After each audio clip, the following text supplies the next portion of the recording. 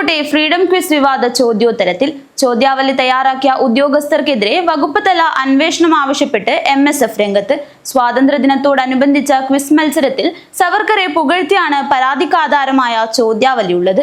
ബ്രിട്ടീഷുകാരുടെ കയ്യിൽ നിന്ന് ഏറ്റവും കൂടുതൽ ശിക്ഷ ലഭിച്ച സ്വാതന്ത്ര്യ സമര സേനാനി ആരാണെന്ന ഒരു ചോദ്യത്തിന് ഉത്തരസൂചികയിൽ VD സവർക്കർ എന്നാണ് രേഖപ്പെടുത്തിയിട്ടുള്ളത്.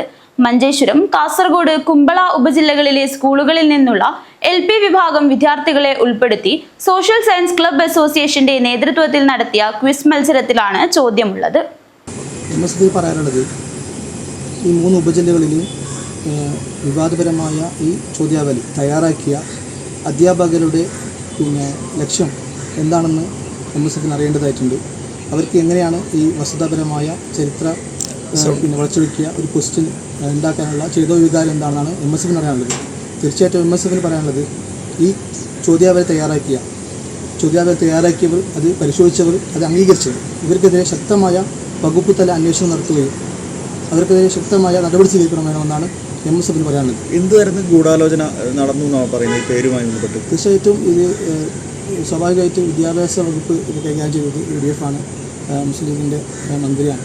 സ്വാഭാവികമായിട്ടും ഈ വകുപ്പ് തലത്തിൽ വിദ്യാഭ്യാസ വകുപ്പ് തലത്തിൽ ഏതെങ്കിലും രീതിയിൽ വിവാദമുണ്ടാക്കാനുള്ള ഗൂഢശ്രമം ഇതിൻ്റെ പിന്നിലുണ്ടോ അല്ലെങ്കിൽ മറ്റേതെങ്കിലും ലക്ഷ്യമുണ്ടോ എന്നൊക്കെ പരിശോധിക്കേണ്ടതായിട്ടുണ്ട്. അതുകൊണ്ട് ശക്തമായ അന്വേഷണം വരട്ടെ എന്നാണ് ഞങ്ങൾക്ക് പറയാനുള്ളത്.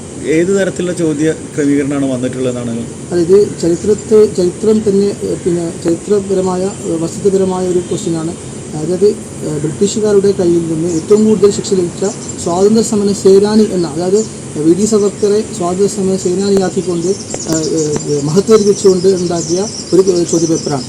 ഇതിനെതിരെ ശക്തമായ ഒരു പ്രതിഷേധങ്ങൾ ഉയർന്നു വരണം എന്നാണ് ഞങ്ങൾക്ക് പറയാനുള്ളത്. പരാതികളൊക്കെ നൽകിയിരുന്നു. തീർച്ചയായിട്ടും ഞങ്ങൾ വിദ്യാഭ്യാസ മന്ത്രിക്ക് അടക്കമുള്ള DDക്ക് അടക്കമുള്ളവർക്ക് പരാതി നൽകിയിട്ടുണ്ട്. പ്രതിഷേധ പരിപാടികളായിട്ടുണ്ട്. അതുമായി ബന്ധപ്പെട്ടിട്ട് നടപടി അല്ലെങ്കിൽ വകുപ്പ് തല അന്വേഷണം പ്രഖ്യാപിക്കുന്നവരെ ഇതിനെതിരെ ശക്തമായ പ്രതിഷേധം നടത്താനാണ് MSFന്റെ തീരുമാനം.